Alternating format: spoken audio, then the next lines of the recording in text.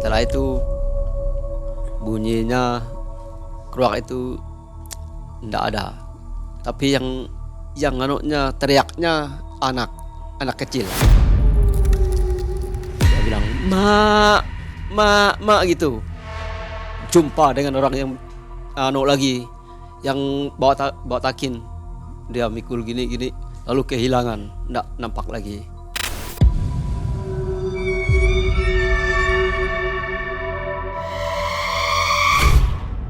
Kerak gitu. Besar kayak orang, ndak mau turun, ndak mau apa, tapi kayu yang memang kita mau naiknya pun ndak bisa, tapi bisa ke atas. Itulah makanya orang semua di kampung bilang penunggu kampung jangan diganggu gugat katanya. Pohon ketapang pun ndak boleh kita tebang, soalnya pantangnya cukup besar. Suku Dayak Bidayu berada di desa Sebujit di pedalaman Kalimantan Barat. Salah satu kesehariannya adalah berburu dan memancing ke dalam hutan. Penuh kejadian ganjil setiap melakukan kegiatan itu. Sosok gaib menakutkan yang tiba-tiba muncul. Benda misterius yang berisi makhluk gaib juga kerap muncul yang mengakibatkan harus dilakukan ritual agar kampung tetap aman dari gangguan gaib. Dengan sedikit terkendala bahasa dan komunikasi, tim Malam Mencekam mencoba menghadirkan kisah nyata ini. Salah seorang kepala adat suku Dayak Bidayu akan mengisahkannya kepada kita semua. Inilah Pak Burung. Apa kabar Pak Burung? Ya, baik. Sehat ya Pak Burung ya? Ya, sehat. Malam hari ini kita akan mendengarkan kisah dari desa Sebujit atau dari suku Dayak Bidayuh. Nah, ini suku Dayak Bidayuh ini tempat tinggalnya ada di 9 jam perjalanan dari kota Pontianak kurang lebih ya. Dan dekat dengan Malaysia, berbatasan. Jadi kalau mau ke Malaysia itu tinggal jalan kaki bisa 1,5 jam kurang lebih. Itu udah masuk ke perbatasan Malaysia.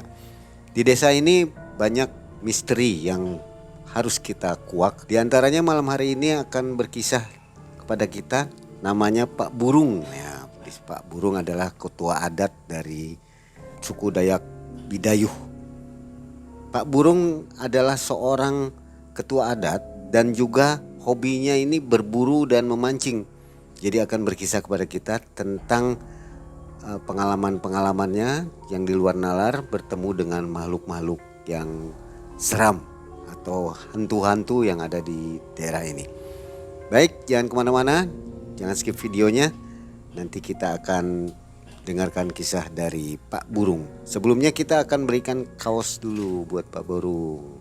Nah, ini kaosnya Pak Burung ya. Ya, terima kasih Ya. untuk berikan hadiah untuk saya. Ya, ini hadiah Namanya buat Malam Mencekam. Malam Mencekam. Oke, Ya, dipakai oke. nanti ini dipakai untuk berburu nih. Iya, oke. Pak Malam Burung Mencekam. ini hobi berburunya ini sejak umur berapa? 15 tahun. Dari 15 tahun ya. Iya, 15 tahun. Jadi setiap hari berburu itu. Sudah jagoan ya berburu ya. Iya. Berburu apa aja tuh?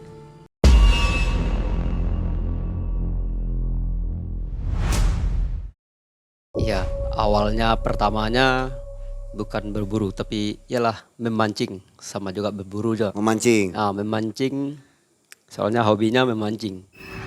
Lalu dari umur 15 tahun kami bertiga berkawan untuk memancing. Iya, sekali menempuh perjalanan yang lebih jauh untuk ke sungai yang kecil, kira-kiranya 2 kilo. 2 kilo jaraknya. Jarak jauhnya 2 kilo baru menempuhkan sungai yang kecil itu.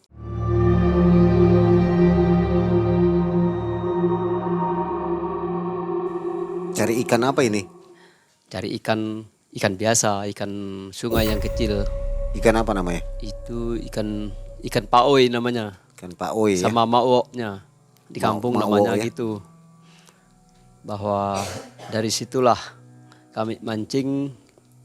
Setelah kami buang pancing cuman Ini mancingnya siang atau malam? siang. Siang-siang. Siang tapi sampai malamnya kawan dua namanya Silaboh dengan si Lukman. Kami mancing 2 orang di lubuknya di atas di ulu, saya di lubuknya di ilir.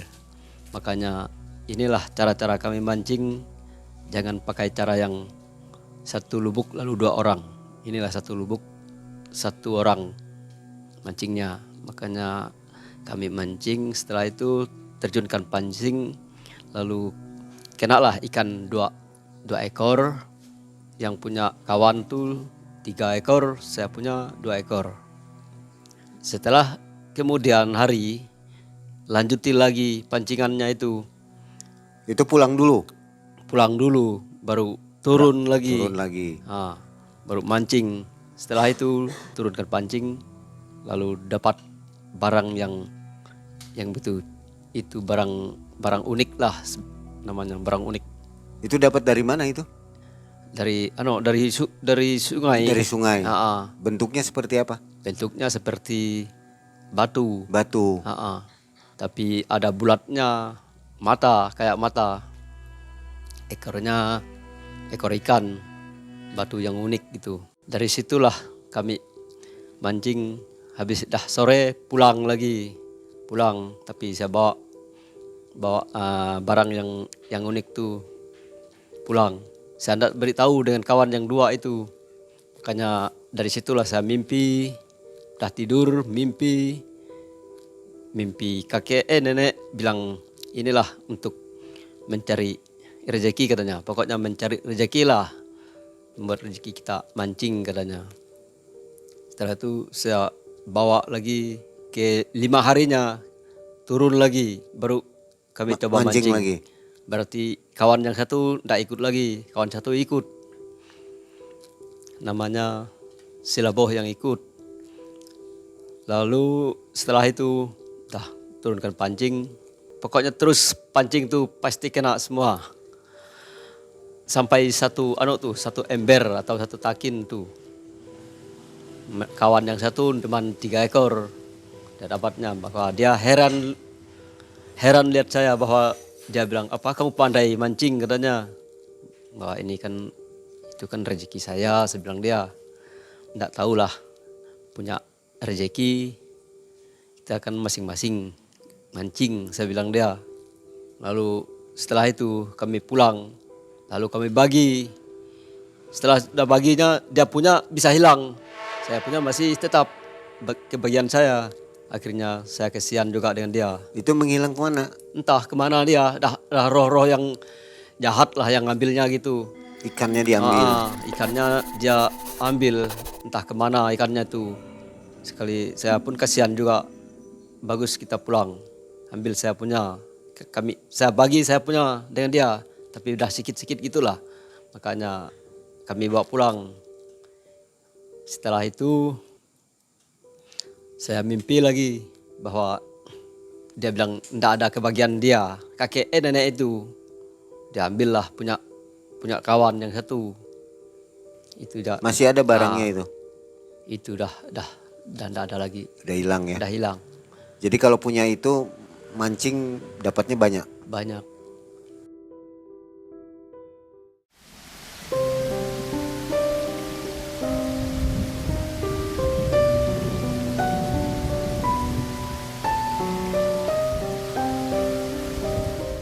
Yalah, setelah 5 tahun kemudian, lalu langsung pergi ke Malaysia.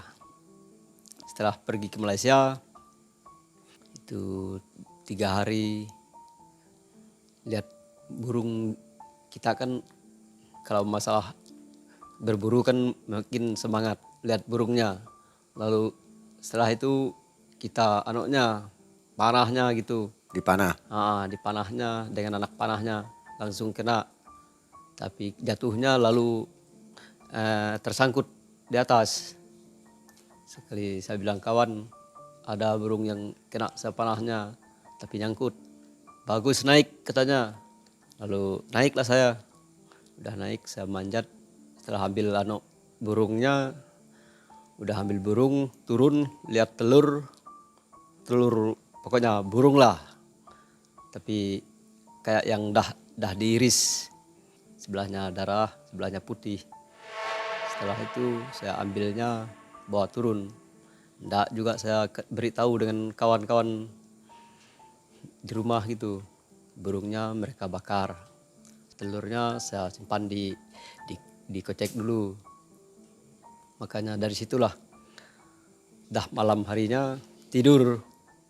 Lalu dari situlah saya mimpi kayak yang namanya bidadari 7 bidadari. 7 bidadari. Dia mau bicara, bilang dia suka dengan kita, suka mau kawin kah apa, pokoknya dia berebut gitu.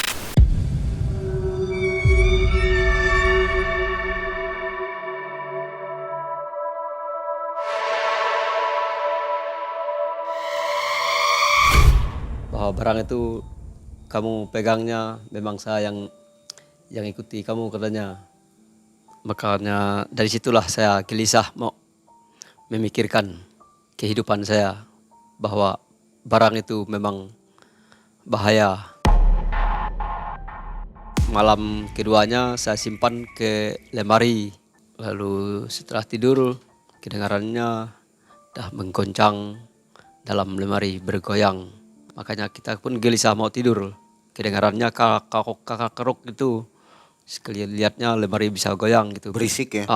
Pintunya bisa gini, tek gini. Lalu sekali mau lihatnya, lalu barang itu yang bergerak. Wah kamu kurung saya katanya. Saya mau keluar pun tidak bisa katanya. Lalu saya bilang sama kawan bahwa ini memang kurang bagus. Saya bilang dia, oh kalau gitu saya coba katanya. Bahwa dia mau coba lagi. Selanjutnya dia coba, bahwa sama juga dia merasakan kemimpiannya. Impiannya sama juga dengan saya. Gimana caranya nyobanya itu? Nyobanya dia Telurnya dipegang.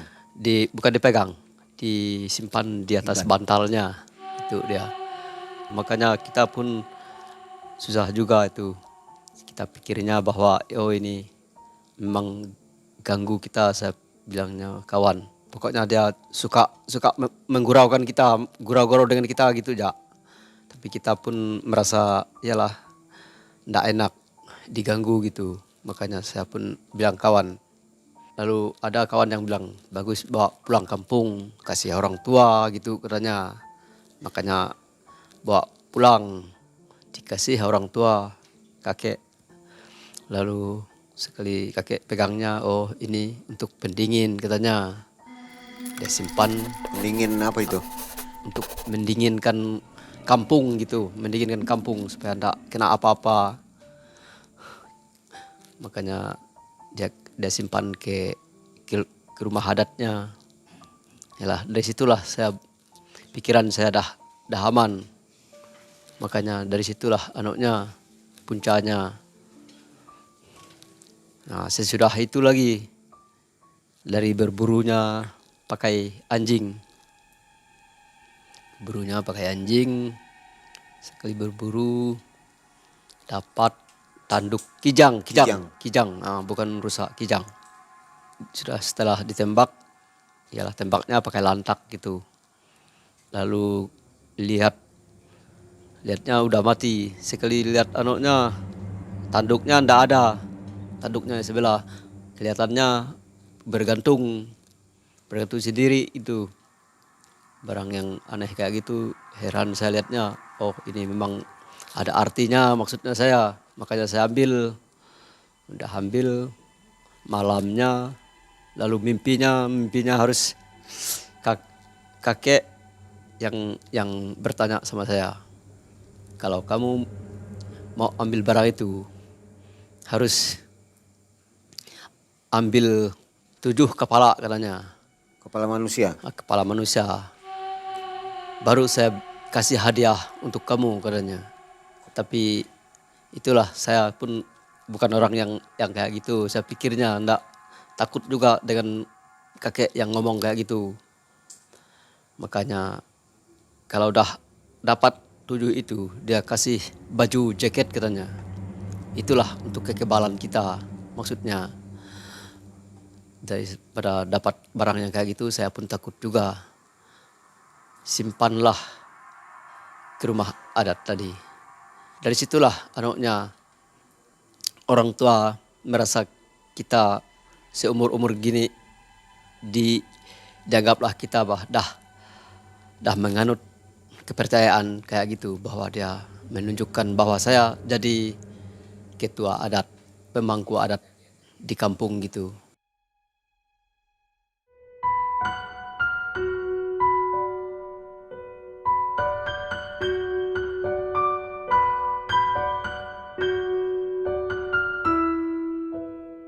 Kalau masalah mau cerita yang angker-angker, ada yang nampak dari mata kita, ada juga. Pertamanya kan bikin sawah dari awalnya 2 hektar. Lalu saya ada rekaman dari HP dulu, HP yang lama Nokia. Lalu rekamlah burung, namanya burung kroak. Lalu setelah simpan HP di sana, kita nunggu itu kroaknya supaya kita nembak dengan senapan angin.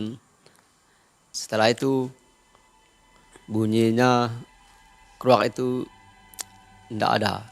Tapi yang anaknya teriaknya anak kecil. Memanggil mamanya. Dia bilang, mak gitu. Lalu kelihatannya enggak ada. Kedengarannya di atas. Lalu yalah merinding lah aku. Memang enggak Itu bisa. malam apa siang? Jam 5 sore. Jam 5 sore. Makanya itulah yang saya merinding dengarnya. Kelihatannya ada yang lebih besar lagi. Nampak terbang dari atas. Burung itu besar. Teriak-teriak mak gitu. Teriaknya mak gitu. Langsung kup jalan. Lalu ya lari saya, takut. Sekali mau pulang, jumpa dengan orang yang lagi yang bawa takin. Dia mikul gini, lalu kehilangan, enggak nampak lagi.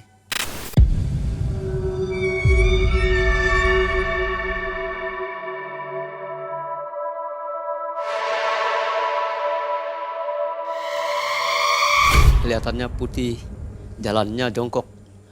Lalu yalah disitulah, tunggu dulu lah, saya takut juga, dah merinding bulu saya. Makanya bagaimana mau jalan nanti, saya pikirnya. Hutan itu namanya hutan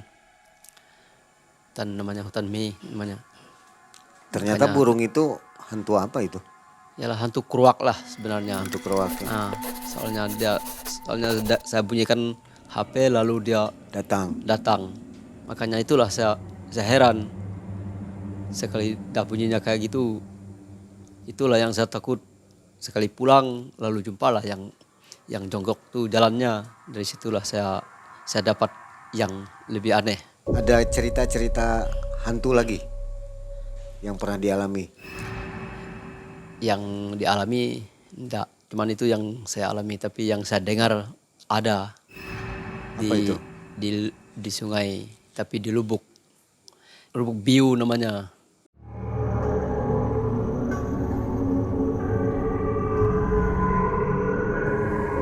Apa itu? Itu sungai. Sungai, tapi dia besar, tapi tempat yang angker. Itulah kejadian. Orang tidak percaya bahwa tanah ini bagus, baik katanya. Dia sembarangan kencing sambil terjun ke sungai itu. Makanya itulah nasib kita manusia kan tidak sama. Dia sambil terjun langsung tenggelam. Kawannya sih bisa muncul, dia tidak muncul. Soalnya dah kena tangkap. Ialah penghuni yang di situ lah. Anaknya akhirnya barang-barang yang aneh. Setelah itu udah diangkat, dibawa pulang. Dah pulang baru pemikiran harus diadati, bikin trik wal adat supaya dia ndak mengganggu. Seperti apa itu makhluknya? Makhluknya seperti ikan duyung gitu. Ikan duyung. Kepalanya manusia, ekornya ekor ikan. Jadi kalau ada yang berenang di sungai itu diambil. Tergantung orangnya yang selalu Tidak sopan. ndak sopan dengan ndak hargailah dengan kepercayaan orang tua gitu. Dilanggar peraturan bahwa ini ndak apa barang nih ndak mana ada katanya. Makanya dia mau coba, akhirnya kena juga kalau barang yang dah kita percaya diadati, dibikin trik wal itu ndak sama sekali anunya. Jadi setelah di ritual aman ya? Setelah di trik Nggak wal ada baru korban lagi? ndak apa-apa, sekarang sih dah Udah aman. Kalau masalah penunggu kampung, karena dari awalnya kami waktu gawai tahun 2014 kami sudah selesai untuk gawai. Dari situlah menampakkan barang yang aneh-aneh di kampung, bahwa kami semua melihatnya bahwa bukti barang itu adalah penunggu kampung, bahwa orang tua pun bilang penunggu kampung katanya. Dari situlah orang semua percaya kepada pohon ketapang yang didirikan pokoknya di pinggir kampung gitu. Itulah penunggu kampung, karena buktinya nampaknya celah-celahnya itu seperti kerak gitu, besar kayak orang. Tapi itulah makanya kayak orang beruk tuh kayak yang pernah orang piaranya, jinak nampaknya, ndak mau turun, ndak mau apa, tapi kayu yang memang kita mau naiknya pun ndak bisa, tapi bisa ke atas. Itulah makanya orang semua di kampung bilang penunggu kampung, jangan diganggu gugat katanya. Pohon ketapang pun ndak boleh kita tebang, soalnya pantangnya cukup besar. Kalau tebang barang itu yang penunggu kampung, yalah resikonya kita sendiri gitu. Makanya itu dipercaya oleh orang kampung semua. Suka ganggu warga? Kalau masalah ganggu dia tidak, dia cuma lihat kondisi yang yalah, kalau orang tidak percaya dia memang gitulah dia ganggunya. Kalau melanggar adat istiadat apa Muncul dia. Kalau dia Sopan. orang yang suka berbikin masalah, itulah yang Muncul dia. muncul. Tapi kalau orang tua di kampung bisa menghukum dengan cara-cara hukum, berarti ndak muncul dia biasa.